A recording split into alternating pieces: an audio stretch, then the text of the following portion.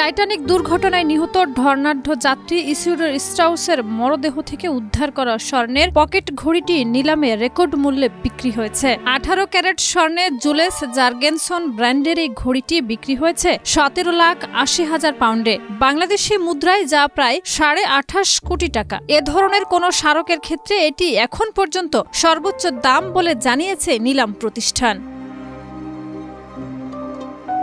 বিবিসির এক প্রতিবেদন থেকে জানানো হয়, ইসিডোর স্ট্রাউস এবং তার স্ত্রী আইডা স্ট্রাউস 1912 সালের 14 এপ্রিল সাউদাম্পটন থেকে নিউইয়র্কগামী টাইটানিকে যাত্রা করেছিলেন। বরফখণ্ডে ধাক্কা লেগে জাহাজটি ডুবে গেলে 1500-এরও বেশি মানুষের মৃত্যু হয়। দুর্ঘটনার পর ইসিডোরের মরদেহ উদ্ধার হলেও আইডারের দেহ পাওয়া যায়নি। আইডাকে লাইফবোর্ডে উঠতে বলা হলেও তিনি স্বামীকে ছেড়ে যেতে অস্বীকৃতি জানান। লিলি বিউটি সোপ, যার অ্যান্টি এজিং গুণ তারুণ্য ধরে রেখে ত্বকে করে উজ্জ্বল, তারুণ্যময় উজ্জ্বল ত্বকের জন্য।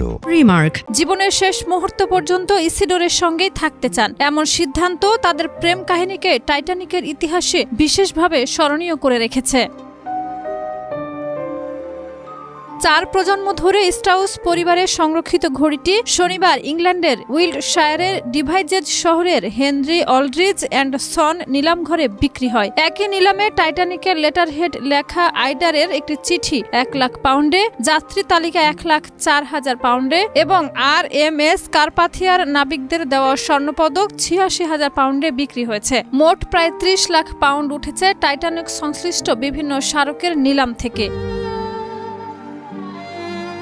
নিলামকারী অ্যান্ড্রু অলড্রিজ বলেন, ঘড়িটির রেকর্ড মূল্য প্রমাণ করে টাইটানিক নিয়ে মানুষের আগ্রহ আজও সমানভাবে বেঁচে আছে। তার ভাষায়, টাইটানিকের প্রতিটি যাত্রী নাবিকের আলাদা গল্প ছিল, আর 113 বছর পরও সেসব গল্প স্মারকের মাধ্যমে বর্ণিত হচ্ছে।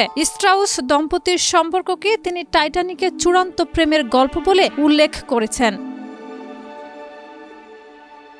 শাহিদা রুবি, মাই টিভি।